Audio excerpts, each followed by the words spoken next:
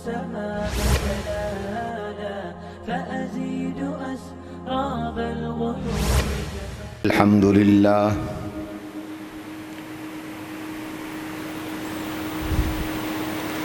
الحمد لله وكفى وسلام على عباده الذين اصطفى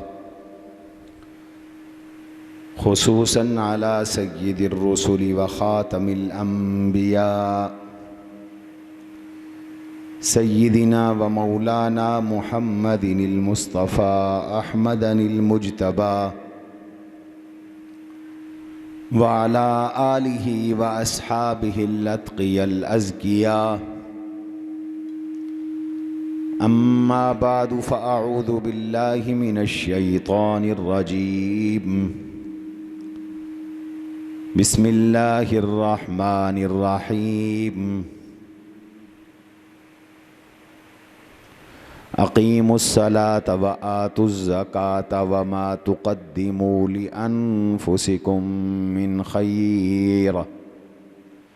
من خير تجدوه عند الله. وقال تعالى في موضع آخر: يقيمون الصلاة ويؤتون الزكاة. وقال تبارك وتعالى في موضع آخر: وآتوا حقه يوم حصاده.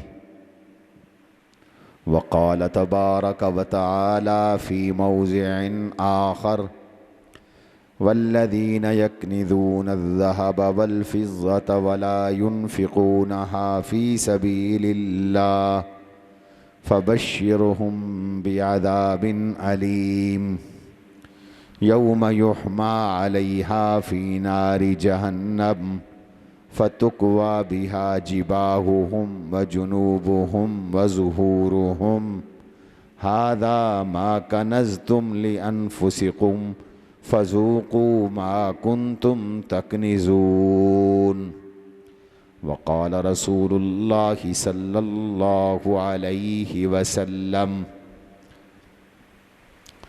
جاء أعرابي فقال: دلني على عمل عملته دخلت الجنة. قال: تقيم الصلاة وتؤتي الزكاة وتصوم رمضان وتحج البيت إن استطعت إليه سبيلا. قال: والذي نفسي بيده لا أزيد على هذا شيئا ولا أنقص منه. فلما ولى قال رسول الله صلى الله عليه وسلم: من سره أن ينظر إلى رجل من أهل الجنة فلينظر إلى هذا، أو كما قال رسول الله صلى الله عليه وسلم. اللهم صل على محمد وعلى آل محمد كما صليت على إبراهيم وعلى آل إبراهيم إنك حميد مجيد.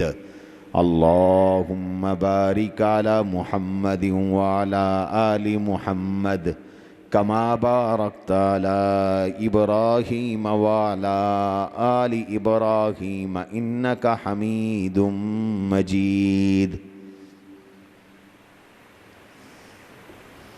عزیزان گرامی، برادران محترم،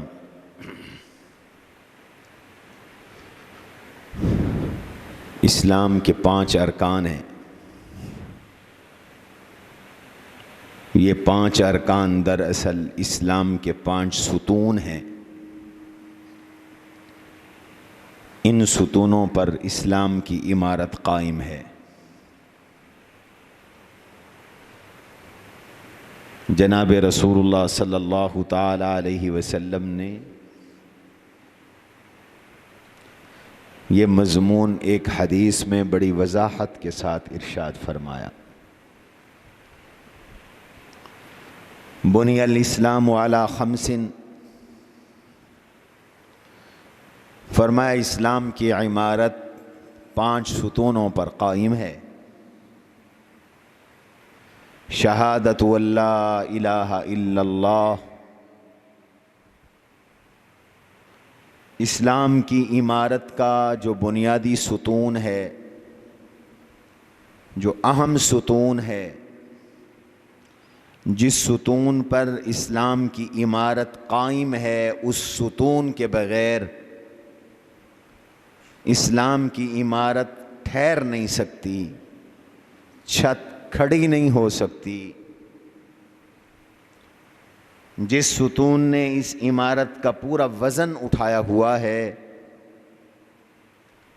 وہ ستون ہے توحید اور رسالت کی شہادت۔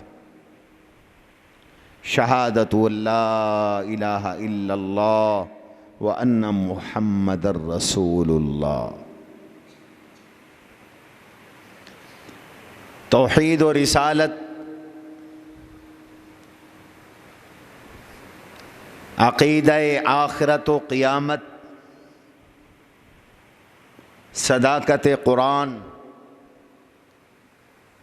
ان عقائد کو اختیار نہ کیا جائے تو اسلام کی عمارت کھڑی ہی نہیں ہوتی۔ اسلام کی عمارت بنتی ہی نہیں ہے۔ یہ بنیادی ستون ہے۔ عقائد کے بغیر کوئی مسلمان نہیں ہوتا۔ اسلام کے قبول ہونے کے لیے نظریات کا صحیح ہونا، عقائد کا صحیح ہونا، افکار کا صحیح ہونا ضروری ہے۔ اس لیے کہ عقیدے کی مثال بیج کی ہے، گٹھلی کی ہے، اور انسان زمین کی طرح ہے، اور اعمال کی مثال اس گٹھلی سے، اس بیج سے نکلنے والے درخت، پودے اور کھیتی کی ہے۔ انسان جو بوئے گا وہی اگے گا۔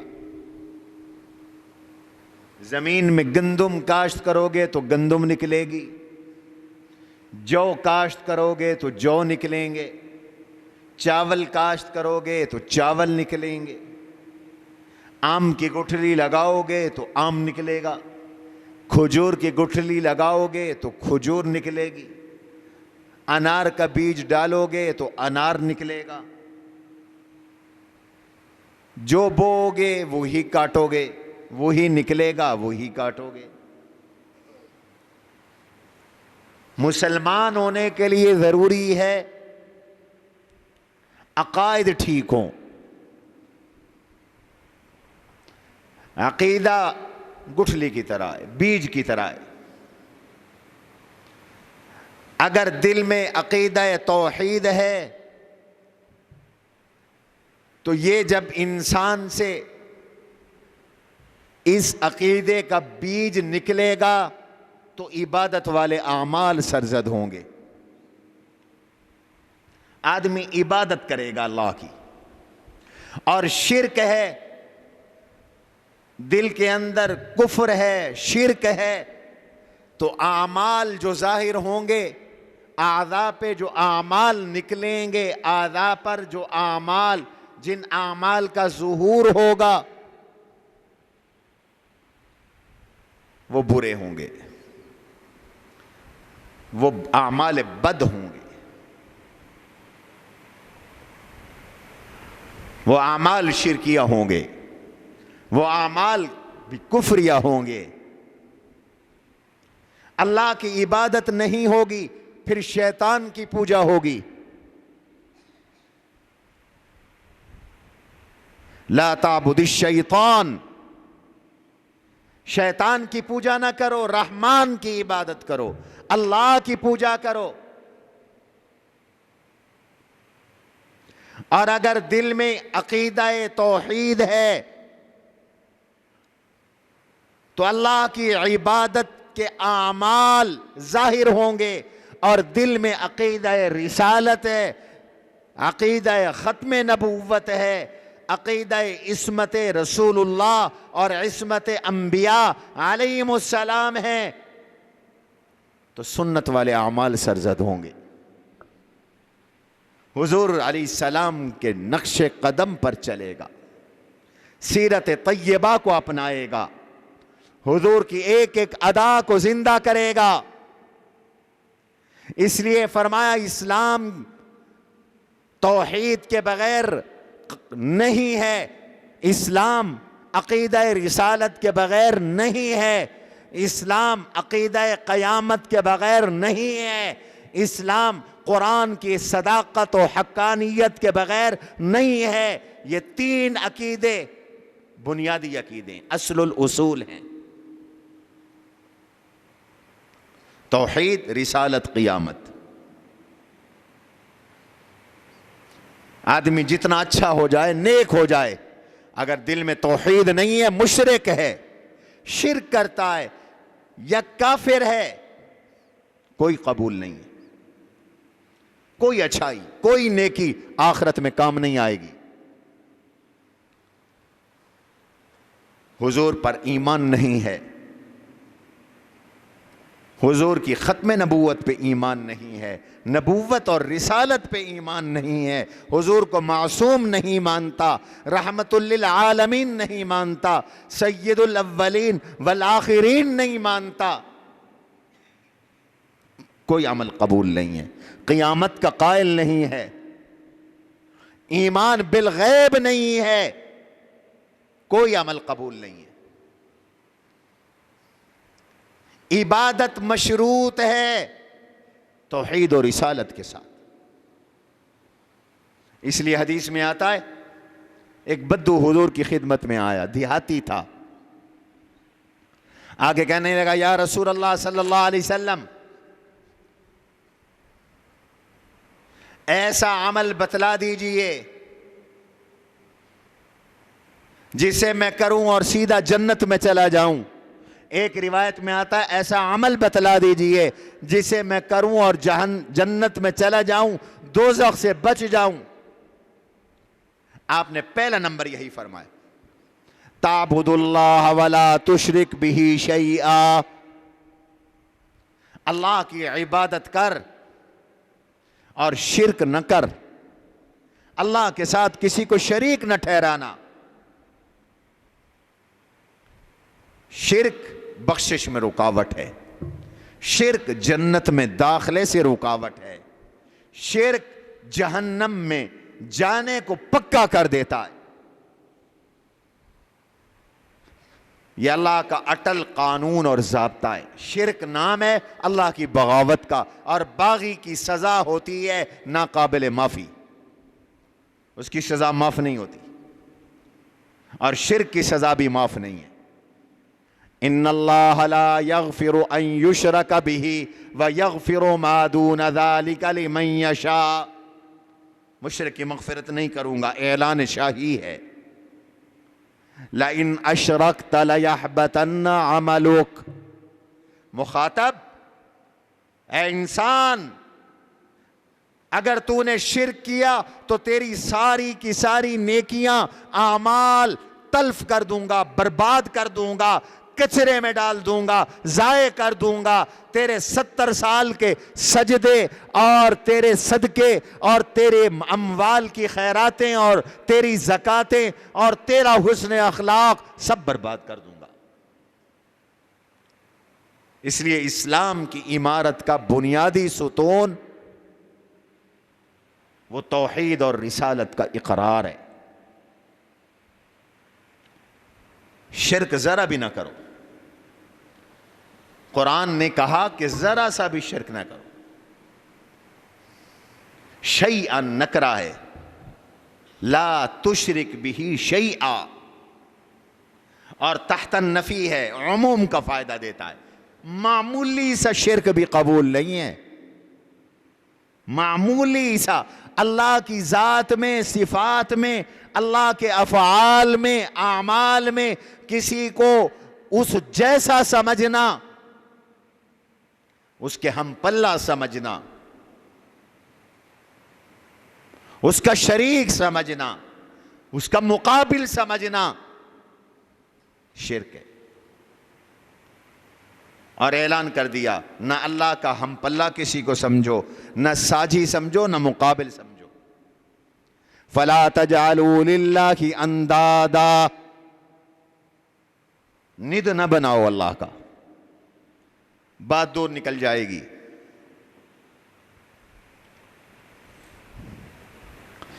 شرک نظریات سے بھی ہوتا ہے اور شرک افعال سے بھی ہوتا ہے. لوگ یہ سمجھتے ہیں کہ اللہ کے سوا کسی اور کو معبود مانو گے تو مشرک بنو گے. یہ بھی شرک ہے. اللہ کی صفات میں کسی کو شریک ٹھہرا دو، یہ بھی شرک ہے. اللہ بھی روزی دیتا ہے، فلاں بھی روزی دیتا ہے. اللہ بھی ہر جگہ موجود ہے، فلاں بھی ہر جگہ موجود ہے. اللہ بھی بگڑی بنانے والا ہے، فلاں بھی بگڑی بنانے والا ہے. اللہ بھی نفع نقصان کا مالک ہے، فلاں بھی نفع اور نقصان کا مالک ہے.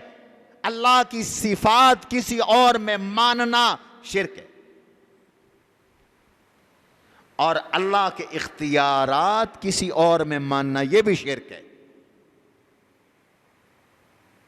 یہ شرک فی الافعال ہے. مثلا چیزوں کو حلال کرنے کا اختیار کس کے پاس ہے؟ سارے بولو، اللہ کے پاس ہے. اللہ کے علاوہ کوئی بڑی سے بڑی شخصیت چیزوں کو حلال نہیں کر سکتی، اور اگر وہ حرام کر دے تو حلال نہیں کر سکتی، حلال کر دے تو حرام نہیں کر سکتی. مکہ کے مشرکوں نے اپنی جانب سے کچھ چیزوں کو حرام کیا ہوا تھا. قرآن نے انہیں کہا کہ تم شرک کرتے ہو، مشرک ہو، یہ تمہاری رسمیں مشرکانہ ہیں، ان کو چھوڑنا پڑے گا. ما جعل اللہ من بحیرۃ ولا سائبۃ ولا وسیلۃ ولا حام. کچھ بت انہوں نے، کچھ جانور انہوں نے بتوں کے نام پہ چھوڑے ہوئے تھے. جیسے تمہارے ہاں گائے چھوڑی ہوئی ہوتی ہیں. ان جانوروں کا نہ کوئی دودھ نکالتا تھا، نہ کوئی ان پہ سواری کرتا تھا، نہ ان کو پکڑتا تھا. کہتے تھے یہ پیروں فقیروں کے ناموں کی ہیں، بتوں کے نام کی ہے. حرام سمجھتے تھے. اللہ نے فرمایا میں نے تو حرام نہیں کیا. کیوں حرام کرتے ہو؟ کچھ جانوروں کا دودھ بتوں کے نام پر مختص کر دیتے تھے. اللہ نے کہا میں نے تو اسے انسانوں کے لیے حرام نہیں کیا، تم نے کیوں حرام کیا؟ بتوں کے لیے کیوں خاص کیا؟ میں نے تو وہ کام جو تم کرتے ہو، کچھ اونٹنیاں جو خاص تعداد میں 2 بار مسلسل مادہ جنتی تھیں، بتوں کے نام پہ چھوڑ کر ان کو وسیلہ کہتے ہو. میں نے تو ان کو حرام نہیں کیا، تم کیوں حرام کرتے ہو؟ میں نے تو اس نر کو حرام نہیں کیا جو ایک تعداد میں جفتنی کر کے تم اسے بتوں کے نام پر چھوڑ کر حرام کرتے ہو. نہ کوئی اس کا گوشت کھا سکتا ہے، نہ سوار ہو سکتا ہے. تم کون ہوتے ہو حرام کرنے والے؟ میں نے تو حرام نہیں کیا. تفترون علی اللہ الکذب، تم اللہ پہ جھوٹ بولتے ہو کہ میں نے حرام کیا. میں نے یہ حرام نہیں کیا. جو میں نے حرام کیا اس کو حرام سمجھو، اس کو نہ کھاؤ. میں بتا رہا ہوں رب کہتا ہے میں نے کیا حرام کیا. میں نے یہ چیزیں حرام کی. حرمت علیکم المیتۃ والدم ولحم الخنزیر وما اہل لغیر اللہ بہ. اور ایک جگہ والمنخنقۃ والموقوذۃ والمتردیۃ والنطیحۃ وما اکل السبع الا ما زکیتم. میں نے ان جانوروں کو حرام کیا ہے، نہ کھاؤ انہیں. کھاؤ گے تو شرک کرو گے. جو جانور مر گیا ہے، اپنی موت مردار ہے، حرام. جانور کے ذبح کرتے وقت جو خون دھار کے ساتھ نکلا، دم مسفوح، یہ پیشاب کی طرح، سوہر کی طرح ناپاک اور حرام. اس خون کو بیچ بھی نہیں سکتے. چھری ناپاک ہو گئی ہے. گوشت بناؤ تو چھری کو دھو کے بناؤ. یہ میں نے حرام کیا ہے رب کہتا ہے. خنزیر اور سوہر اس کا پورا وجود میں نے حرام کیا. نہ گوشت کھاؤ، نہ بال استعمال کرو، نہ اس کی ہڈیاں استعمال کرو، نہ پٹھے استعمال کرو، اور نہ اس کے ناخن استعمال کرو، نہ اس کا لعاب استعمال کرو، نہ اس کی چربی استعمال کرو. مکمل خنزیر نجس العین ہے. اس کا وجود سراپا نجاست ہے، حرام ہے. اسے تم نے استعمال نہیں کرنا. کرو گے تو شرک کرو گے. یہ شرک فعلی. اور جو جانور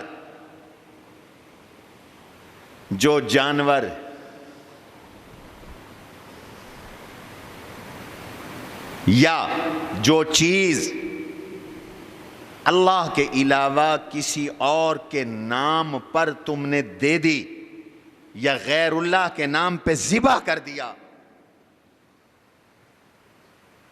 اللہ کے علاوہ کسی اور کا نام لے کے ذبح کیا تو وہ بھی سوہر کی طرح حرام. اور اللہ کا نام لے کر تم نے حلال کیا، لیکن اللہ کے علاوہ کسی اور کا قرب حاصل کرنے کے لیے یہ سمجھ کر کہ یہ میں جانور ذبح کر رہا ہوں فلاں کے نام پر، بسم اللہ اللہ اکبر پڑھا، لیکن نیت یہ ہے کہ فلاں شخصیت نفع اور نقصان کی مالک ہے، میں یہ جانور ذبح کروں گا تو وہ مجھے نفع پہنچا دے گی، نقصان سے بچا دے گی. یا جانور نہیں ذبح کیا، نیاز دے دی، پیسے دے دیے، آٹا دے دیا، گندم دے دی، پھل دے دیے، سبزی دے دی، کپڑے دے دیے، چادر ڈال دی، کوئی کام کیا اس نیت سے کہ یہ جو شخصیت ہے یہ مجھے نفع دے گی، نقصان سے بچائے گی، میرے جانوروں کی حفاظت کرے گی ورنہ جانور مر جائیں گے، کھیت کی حفاظت کرے گی کھیت ورنہ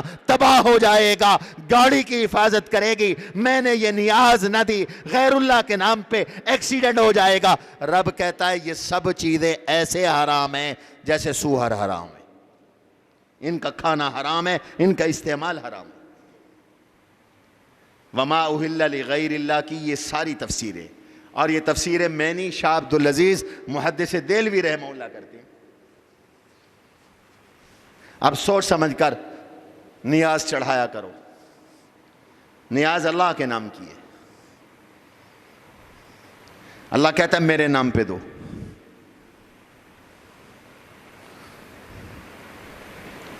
جو خرچ کرتے ہو میرے نام پہ خرچ کرو. ما انفقتم من نفقۃ او نذرتم من نذر، تم جو خرچ کرتے ہو یا منت مانتے ہو میں جانتا ہوں کس کے نام پہ خرچ کر رہے ہو، کس کے نام پہ منت مان رہے ہو. اللہ کے علاوہ کسی اور کے نام کی منت ماننا بھی جائز نہیں، حرام ہے. منت بھی ایک اللہ کی ہے.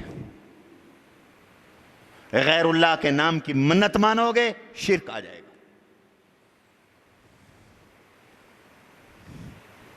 تو شرک خطرناک بیماری ہے. توحید اسلام کی شرط اولین ہے، پہلی شرط ہے. اس لیے کوئی اسلام میں آنا چاہتا ہے تو پہلی شرط ہے کہ وہ لا الہ الا اللہ کہے اور توحید کو اختیار کرے، ورنہ وہ مسلمان نہیں ہو سکتا. اسلام کا پہلا سبق توحید کا ہے.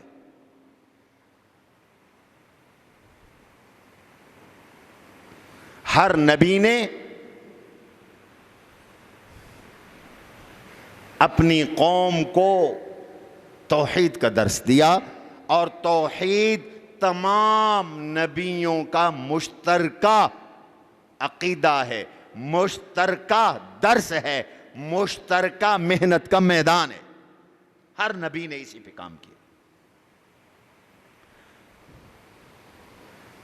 قرآن کہتا ہے نوح علیہ السلام آئے، انہوں نے بھی قوم سے یہ کہا قال یا قوم اعبدوا اللہ ما لکم من الہ غیرہ، اللہ کو ایک مانو، اس کے سوا کسی کو معبود نہ مانو. یہی بات ہود علیہ السلام نے کہی، یہی بات حضرت صالح علیہ السلام نے کہی، یہی بات حضرت شعیب علیہ السلام نے کہی، یہی بات حضرت ابراہیم علیہ السلام نے کہی، یہی بات حضرت لوط علیہ السلام نے کہی، اور یہی بات حضرت موسیٰ علیہ السلام نے کہی، اور یہی بات حضرت عیسیٰ علیہ السلام نے کہی۔ حضرت عیسیٰ علیہ السلام کو لوگ خود خدا مانتے ہیں، اور عیسیٰ علیہ السلام نے ببانگ دہل کہہ دیا، ان اللہ ربی و ربکم فاعبدوہ ھذا صراط مستقیم۔ عیسیٰ علیہ السلام نے کہا ان اللہ ربی، اللہ میرا بھی پروردگار ہے، تمہارا بھی پروردگار ہے، اسی کو ایک جانو، اسی کی عبادت کرو، یہی صراط مستقیم ہے۔ توحید کے بغیر صراط مستقیم کوئی نہیں۔ مانگتے ہو نا اہدنا الصراط المستقیم، یا اللہ مجھے صراط مستقیم عطا کر۔ صراط مستقیم کیا ہے؟ قرآن نے دو چیزیں بتائیں۔ پہلی چیز توحید صراط مستقیم ہے، اللہ کو ایک جاننا، ماننا، اس کی ذات، صفات، افعال، اعمال میں وحدہ لا شریک ماننا، یہ صراط مستقیم ہے۔ ان اللہ ربی و ربکم فاعبدوہ، اللہ کی عبادت کرو، وہی میرا تمہارا رب ہے، اسی کو ایک جانو، یہ صراط مستقیم ہے۔ اور دوسری چیز کیا ہے صراط مستقیم؟ یاسین والقرآن الحکیم انک لمن المرسلین علی صراط مستقیم۔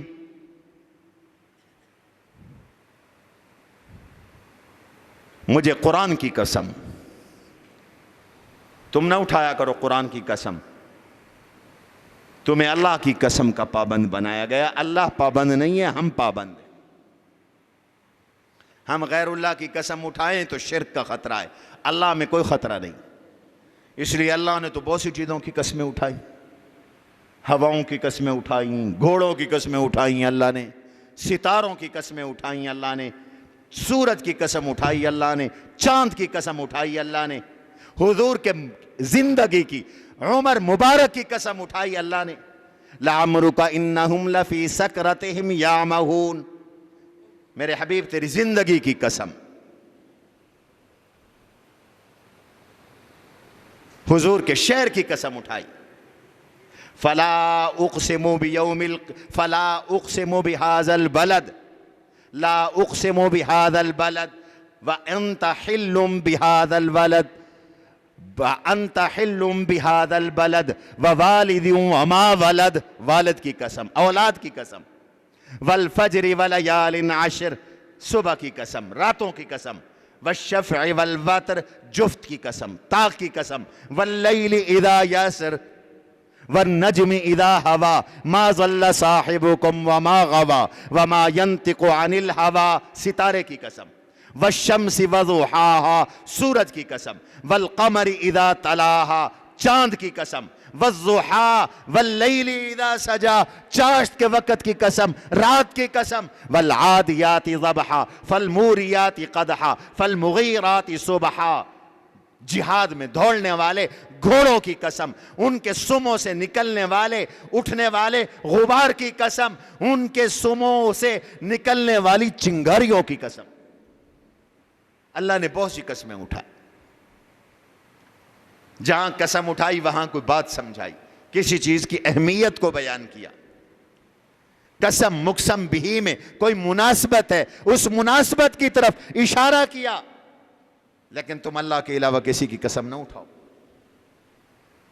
من حلف لغیر اللہ فقد اشرک، جس نے اللہ کے علاوہ کسی اور کی قسم اٹھائی اس نے بھی شرک کیا۔ نہ بیٹے کی قسم اٹھاؤ، نہ باپ کی قسم اٹھاؤ، نہ قرآن کی قسم اٹھاؤ، قسم اللہ کے نام کی ہے۔ اور اس لیے ہے کہ آدمی گویا اللہ کو اپنا گواہ بنا کر کہتا ہے میں نے یہ کام کیا یا نہیں کیا، کروں گا یا نہیں کروں گا، تاکہ اگلے کو یقین ہو جائے کہ اللہ کا نام لے رہا ہے۔ قسم سے بات پکی ہوتی ہے، مخاطب کو یقین ہوتا ہے۔ اس لیے تو فرمایا جھوٹی قسم اٹھانے والا، جس نے جان بوجھ کر جھوٹی قسم اٹھائی، کل قیامت کے دن اللہ نہ رحمت کی نظر سے اسے دیکھیں گے، نہ اس کے گناہوں کو پاک کریں گے، نہ اسے جنت میں بھیجیں گے۔ اللہ ناراض ہوں گے۔ حضور سے پوچھا گیا، حضرت بڑے بڑے گناہ کیا ہیں جن سے رب ناراض ہو جاتا ہے؟ آپ نے جب ان کی فہرست بیان کی تو فرمایا والیمین الغموس، جھوٹی قسم، جھوٹی قسم نہ اٹھاؤ۔ اس لیے اگر کسی نے قسم اٹھائی مستقبل میں یہ کام کروں گا، نہیں کیا، نہیں کروں گا، کر لیا، اس نے اللہ کے نام کی عظمت کو پامال کیا ہے، جرم کا ارتکاب کیا۔ اللہ کا نام لے کر ایک عہد کیا، پھر عہد کو توڑا، تو اللہ کے نام کی عظمت کو قسم اٹھانے والے نے پامال کیا ہے۔ اب اس پر دنیا میں بھی سزا ہے، آخرت میں بھی سزا ہے۔ آخرت کی سزا سے بچنے کے لیے ضروری ہے، قسم توڑی ہے، استغفار کر، معافی مانگ، صدقہ کر، خیرات کر۔ قسم توڑ بیٹھا ہے، اور دنیا کی سزا بھی ہے کہ کفارہ ادا کر، کفارہ ادا کرو۔ قسم توڑی ہے، کفارہ دو، ورنہ کل کو بھگتنا پڑے گا عذاب۔ کیوں کہ اللہ کے نام کی تو نے توہین کر ڈالی، اس کی عظمت کو پامال کر ڈالا۔ یہ بھی توحید کا حصہ ہے۔ اللہ کی وحدانیت اس سے پامال ہوئی، لہذا کفارہ ادا کر۔ لا یؤاخذکم اللہ باللغو فی ایمانکم، بھول چوک میں جو قسم اٹھائی رب کہتا ہے میں معاف کر دوں گا۔ یہ سمجھا کہ یہ کام کیا تھا، قسم اٹھا لی میں نے یہ کام کیا لیکن بھول گیا، کیا نہیں تھا، جان بوجھ کے جھوٹی قسم نہیں اٹھائی، رب کہتا ہے معاف کر دوں گا۔ وَلَٰكِن يُؤَاخِذُكُم بِمَا كَسَبَتْ قُلُوبُكُم، جان بوجھ کر جھوٹی قسم اٹھائی، رب کہتا ہے پکڑوں گا، سزا دوں گا، سزا بھگتنی پڑے گی۔ اور سورہ مائدہ میں اللہ تعالی نے پھر قسم کی 3 قسمیں بتائیں۔ مستقبل کے کسی کام کی قسم اٹھائی، یہ یمین منعقدہ ہے، اس کو توڑے گا تو کفارہ ہے۔ فَكَفَّارَتُهُ إِطْعَامُ 10 مَسَاكِينَ مِنْ أَوْسَطِ مَا تُطْعِمُونَ أَوْ كِسْوَتُهُمْ أَوْ تَحْرِيرُ رَقَبَةٍ۔ اب قسم توڑ بیٹھے ہو، 10 غریبوں کو کھانا کھلاؤ، درمیانہ کھانا جو خود کھاتے ہو، جس معیار کا کھانا خود کھاتے ہو اس معیار کا کھانا غریب کو کھلاؤ، 10 مسکینوں کو، صبح بھی شام بھی، یا ان کو 10 غریبوں کو کپڑے پہناؤ، ان کو سوٹ لے کر دو۔ جیسے سوٹ تمہارے اندر رائج ہے، کم از کم یہ ہے کہ ناف تک اس کا سطر تو چھپ جائے، کپڑے پہناؤ یا غلام آزاد کرو۔ غلام تو اب دنیا میں رہے نہیں، اگر یہ کام نہیں کر سکتے تو 3 دن روزے رکھو، تب اس جرم کی تلافی ممکن ہوگی، ورنہ اس جرم کی تلافی ممکن ہی نہیں۔ تم نے اللہ کو کیا سمجھا ہے؟ اس کے نام کی حرمت اور عزت کو پامال کرتے ہو۔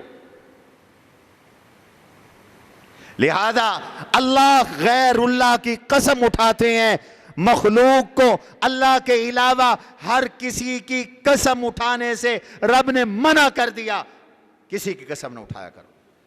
ہمارے ہاں رواج ہے، کہتے ہیں بیٹے کے سر پر ہاتھ رکھ کے قسم اٹھا، گویا کہ بیٹے کی قسم اٹھا، اور پھر ڈرتے ہیں کہ بیٹے کی اگر قسم اٹھا لی اور جھوٹی قسم اٹھا لی تو بیٹا مر نہ جائے، اس لیے اللہ کی قسم سے زیادہ بڑی قسم سمجھتے ہیں بیٹے کی قسم کو۔ ایویں ہے نا تمہارے پاس یہ بھی شرک ہے کہ اللہ کی عظمت کے مقابلے میں بیٹے کی عظمت بڑی ہو گئی، زیادہ ہو گئی. نہ باپ کی قسم، نہ بیٹے کی قسم، نہ کسی اور کی قسم. کس کی قسم؟ اللہ کی قسم. غیر اللہ کی قسمیں نہ اٹھاؤ، ورنہ یہ بھی شرک ہے. اور عرض کر رہا تھا شرک معمولی سا بھی قبول نہیں ہے، معمولی سا شرک، رائی کے دانے کے برابر بھی شرک نہ کرو، توحید کو اختیار کرو. اور اسلام کی عمارت کا پہلا ستون توحید ہے. سب نبیوں نے توحید کی محنت کی. ابراہیم علیہ السلام، نوح علیہ السلام سے لے کر حضور علیہ السلام تک اللہ کہتے ہیں ہم نے جو بھی رسول بھیجا اس نے اپنی قوم سے یہی کہا اللہ کے سوا کوئی معبود نہیں ہے، اللہ کے سوا کوئی عبادت کے، عاجزی کے، خشوع کے لائق نہیں ہے.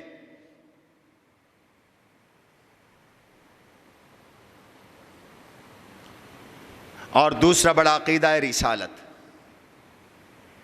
حضور علیہ الصلاۃ والسلام پر ایمان لاؤ اور اس بات کا اقرار کرو کہ حضرت محمد صلی اللہ تعالی علیہ وسلم اللہ کے بندے بھی ہیں، اللہ کے رسول بھی ہیں. بندے ہونے کا بھی اقرار کروایا. یہ بھی نہ سمجھو کہ وہ خدا ہیں، اس لیے کہا وہ بندے ہیں.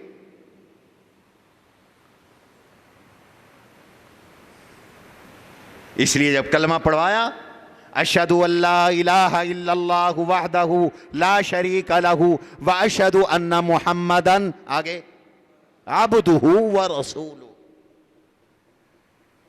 حضور نے خود یہ کلمہ عطا کیا. میں گواہی دیتا ہوں کہ محمد صلی اللہ علیہ وسلم اللہ کے بندے ہیں. یہ کیوں کہا؟ اس لیے کہ حضور کی ذات اطہر میں بھی یا تو لوگ غلو کرتے ہیں اور غلو کرتے کرتے میرے آقا کو اللہ کی کرسی پر جا بٹھاتے ہیں. یہ بھی نہ کرو، فرق رہنے دو. یہ عبد ہے، وہ معبود ہے. یہ ساجد ہے، وہ مسجود ہے.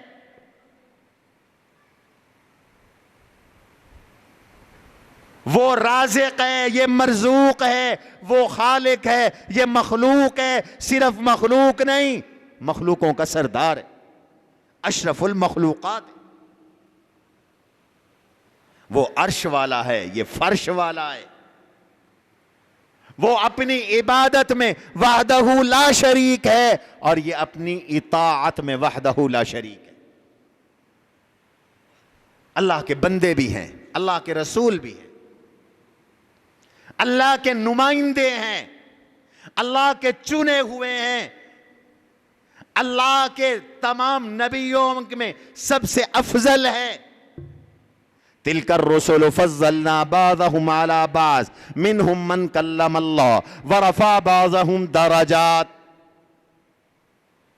درجوں میں سب سے اونچے ہیں. اس پہ بھی ایمان لاؤ. جو فرمائیں گے قبول کروں گا، جو کریں گے ویسے کروں گا. ان کی سنت پہ چلوں گا، ان کی اتباع کروں گا، ان کی اطاعت کروں گا، ان کی فرما برداری کروں گا، ان کی نافرمانی نہیں کروں گا، ان کی مخالفت نہیں کروں گا. ان کے ایک ایک اشارے پر اپنا تن من دھن سب کچھ قربان کروں گا. یہ عقیدہ رسالت ہے. حضور کے حکم کے مقابلے میں مخلوقات میں سے جس کا حکم حضور سے ٹکرائے گا چھوڑ دوں گا، حضور کو مانوں گا. اطیعوا اللہ و اطیعوا الرسول، اللہ کا حکم مان، اللہ کے رسول کا حکم مان. ومن یطع الرسول فقد اطاع اللہ، تو حضور کی مان لے، جس نے حضور کی مان لی اس نے اللہ کی مان لی. ما آتاکم الرسول فخذوہ وما نہاکم عنہ فانتہوا، میرا نبی جو دے لے لو، جس سے روکیں رک جاؤ. خبردار میرے نبی کو کراس نہ کرو، میرے نبی کے حکم کو توڑو نہیں. یا ایھا الذین آمنوا لا تقدموا بین یدی اللہ ورسولہ، حضور سے آگے نہ بڑھو،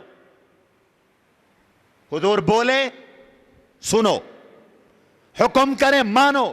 یا ایھا الذین آمنوا استجیبوا للہ وللرسول، حضور پکارے فوراً لبیک کہو. ایک جگہ فرمایا لما یحییکم، حضور تمہاری زندگی کا ذریعہ ہے. کیوں بھیجا حضور کو؟ رب کہتا ہے میں نے اس لیے بھیجا کہ تم میرے نبی کی اطاعت کرو. قرآن اس لیے بھیجا کہ قرآن کا حکم مانو.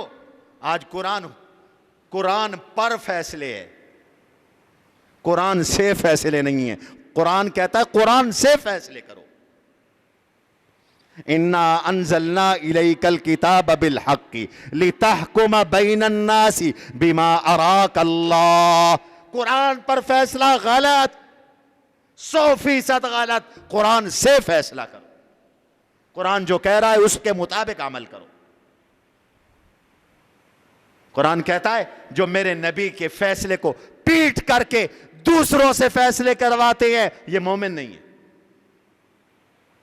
یہ مومن نہیں ہے. ایک منافق اور یہودی کا جھگڑا ہو گیا. منافق جھوٹا تھا، یہودی سچا تھا.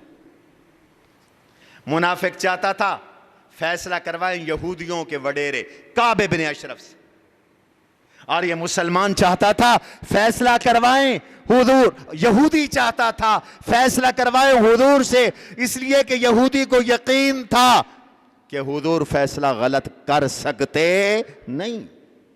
حضور کا فیصلہ عدل والا ہوگا، انصاف والا ہوگا.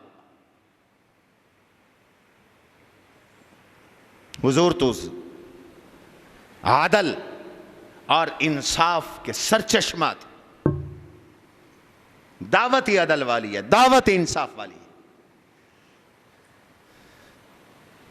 یہودی نے کہا نہیں میں وہاں نہیں جاؤں گا یہودی کے پاس، میں تو تمہارے نبی سے فیصلہ کرواؤں گا. حضور نے فیصلہ کیا تو اس نے فیصلہ ماننے سے انکار کر دیا، میں نہیں مانتا. حضرت عمر سے فیصلہ کرواؤں گا. حضرت عمر کے پاس پہنچ گئے، جا کے قصہ سنایا. اس کا خیال یہ تھا عمر ذرا سخت ہیں تو وہ تعصب میں میرے حق میں فیصلہ کریں گے کہ یہودی کے حق میں نہیں. میں مسلمان وہ بھی مسلمان تو میرے حق میں فیصلہ کریں. یہودی سمجھدار تھا، اس نے کہا تمہارے نبی سے فیصلہ کروا کے آیا ہے، انہوں نے یہ فیصلہ کیا اسے قبول نہیں. حضرت عمر چلے گئے گھر، کہا بیٹھو ذرا آتا ہوں. تلوار لے کے آئے اور اس منافق کو آتے ہی وار کیا، گردن اڑا دی. جو میرے نبی کے فیصلے پر راضی نہیں ہے عمر کا اس کے بارے میں یہی فیصلہ ہے. بڑا شور برپا ہو گیا، منافق اکٹھے ہو گئے، کہنے لگے عمر نے زیادتی کی ہے، ہمارا بندہ قتل کر دیا ہے. ان اردنا الا توفیقا، ہم تو بات سمجھنے گئے تھے، ہم تو صلح کے لیے گئے تھے. اللہ نے کہا جھوٹ بولتا ہے، یہ میرے نبی کا نافرمان ہے. میرا نبی ہم نے آپ کو اس لیے بھیجا کہ آپ کی اطاعت کی جائے، لوگ آپ کے فیصلے کو قبول کریں. حضور کی شریعت کو مانو، شریعت کے فیصلوں کو مانو، نبی کی سنت کو مانو، نبی کی سنت کو قبول کرو. بدعت سے بچو. بدعت سنت کی دشمن ہے. جہاں بدعت آتی ہے سنت جاتی ہے. سنت کو لو, میرے نبی نے فرمایا بدعت کو چھوڑو, میرے طریقے کو اختیار کرو. یہ عقیدہ رسالت ہے. تو توحید اور رسالت کے بغیر تو ایمان نہیں ہے, اسلام نہیں ہے. بنی الاسلام علی خمس شہادت واللہ الہ الا اللہ وان محمد الرسول اللہ. آج کے اس مجلس میں نے بیان تو زکوٰۃ کو کرنا تھا, لیکن زکوٰۃ سے متعلق یہ جو حدیث پڑھی اس کے پہلے جملے پہ وقت ختم ہو گیا کہ اسلام کی بنیاد 5 چیزوں پر ہے. یہ اسلام کی بلڈنگ 5 ستونوں پہ کھڑی ہے. پہلا ستون توحید و رسالت. اگر یہ ستون نہیں ہے اسلام کی بلڈنگ کھڑی نہیں ہو سکتی, گر جائے گی. تم مسلمان نہیں رہو گے. توحید کو اپناؤ, رسالت کو اپناؤ. شکر پڑھو, تمہیں اللہ نے اپنا بندہ بنا لیا ہے اور تم نے اللہ کو اپنا معبود مانا ہے. اور شکر پڑھو, تمہیں اللہ نے محمد عربی صلی اللہ علیہ وسلم جیسا نبی عطا کیا جن کا مقام یہ ہے. حضور فرماتے ہیں انا اول النبیین خلقا وآخرهم بعثا. سب نبیوں میں سب سے پہلے میں پیدا ہوا, سب نبیوں میں سب سے آخر میں بھی میں بھیجا گیا. انا اول من تنشق عنہ الارض. روز محشر اپنے روز اطہر سے, قبر مبارک سے سارے انسانوں میں سب سے پہلے میں اٹھوں گا. سب سے پہلے میں اٹھوں گا. میدان حشر میں لواء الحمد بیدی ولا فخر. حمد کا جھنڈا میرے ہاتھ میں ہوگا. میں کوئی فخر نہیں کرتا, تکبر نہیں کرتا. سارے نبی میرے پرچم تلے ہوں گے, میرے جھنڈے تلے ہوں گے. میں کوئی فخر نہیں کرتا. میرے آقا نے فرمایا انا اول من یفتح باب الجنہ. جنت کا دروازہ بند ہوگا, اس دروازے کو سب سے پہلے, اس کی کنڈی کو میں جا کے ہلاؤں گا. جنت کے دروازے کے تالے کو سب سے پہلے میں کھلواؤں گا, اور جنت کے دروازے کو کھول کر سب سے پہلے میں داخل ہوں گا. ولا فخر, کوئی فخر کی بات نہیں. اللہ نے تمہیں وہ نبی عطا کیا ہے, اس لیے حضور کی اطاعت کا دم بھرو, فرما برداری کرو. بابو اللہ اور اللہ کے رسول کی اطاعت کرو ہر کام میں. یہ اسلام کی بنیاد ہے. آج ہم زبان سے تو کہتے ہیں ہم موحد ہیں, ہم توحید پرست ہیں, ہم عاشق رسول ہیں, لیکن زندگی ہندوؤں جیسی ہے, یہودیوں جیسی ہے, عیسائیوں جیسی ہے. اپنی زندگی اللہ کے حکم کے مطابق بنا. خدا کی قسم, اپنا اول اور آخر سہارا روز محشر صرف حضور کی ذات ہے. کسی کو ہوگا نماز پہ ناز, روزے پہ ناز, حج پہ, زکوٰۃ پہ, اعمال پہ. اپنا حال یہ ہے کہ کسی عمل پر بھروسہ نہیں ہے, نہ کوئی عمل ہے. رب کعبہ کی قسم, قیامت کے دن سکہ چلے گا, اللہ کی توحید کا سکہ چلے گا, میرے آقا کی رسالت کا. آدم سے لے کے عیسیٰ تک سب نبی شفاعت کبریٰ کے لیے میرے نبی کے محتاج ہوں گے. سب میرے نبی کے دروازے پہ چل کے آئیں گے. سب کی زبان پہ نفسی نفسی ہوگا. حضور کہتے ہیں میں سب سے پہلے سر سجدے میں ڈالوں گا اور روؤں گا. آئے میرے نبی نے دنیا میں بھی ہر مشکل میں سجدہ کیا, قیامت میں بھی سجدہ کریں گے. تو کیسا امتی ہے نماز نہیں پڑھتا؟ تو کیسا امتی ہے کہ سجدہ نہیں کرتا؟ تو کیسا امتی ہے کہ دن میں 5 وقت نماز پڑھنے کی فرصت نہیں؟ اور ہم بڑا احسان کر کے جمعہ پڑھنے آتے ہیں. میں ہر جمعے کہتا ہوں تمہیں, بس 4 سجدے کیے 2 رکعتوں کے, اور یہ گئے اور وہ گئے. کل حضور کو کیا منہ دکھاؤ گے؟ حضور کی سنتیں پڑھ کے نہیں جاتے. فرض اللہ کا حکم ہے، سنتیں نبی کا طریقہ ہے.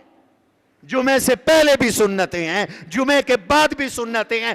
تجھے نبی سے زیادہ، حضور کی سنت سے زیادہ دکان عزیز ہے، گپ شپ عزیز ہے، خبر نامہ عزیز ہے، ڈرامہ عزیز ہے، اور تو منافق کی طرح مسجد میں آتا ہے اور بھاگتا ہے. ہوش کرو، اپنا ماحول اور عادت ٹھیک بناؤ. حضور نے فرمایا مومن مسجد میں ایسے ہے، حدیث کا درجہ چاہے ضعیف ہو، لیکن فرمایا مومن مسجد میں خوش رہتا. صحیح حدیث بخاری کے، رجل قلبہ معلق بالمسجد، مومن کا دل تو مسجد میں اٹکا رہتا، مسجد میں آتا ہے تو وہ خوش ہو جاتا، جانے کا دل نہیں کرتا. محمد کا باغ ہے مسجد، ذکر کے حلقے یہ محمدی باغ ہیں، مسجدیں بہشتی باغ ہیں. حضرت درخواسی فرماتے تھے یہ مسجد و مدرسے بہشت کے باغ ہیں. کیوں بھاگتے ہو؟ آیا کرو مسجد میں، اعتکاف کی نیت سے آؤ.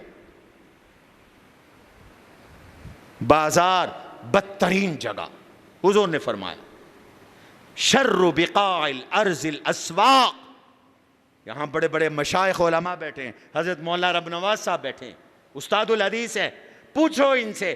حضور نے فرمایا بدترین جگہ مارکیٹ. اچھا حضرت بہترین جگہ؟ خیر بقاع الارض المساجد، بہترین جگہ مسجد. ہمیں مسجد کے لیے فرصت نہیں، 24 گھنٹے مارکیٹ. سنت اختیار کرو، حضور خوش ہوں گے قیامت کے دن. اللہ تعالی ہمیں توحید اور رسالت کے اقرار کی توفیق نصیب فرمائیں. وما علینا الا البلاغ.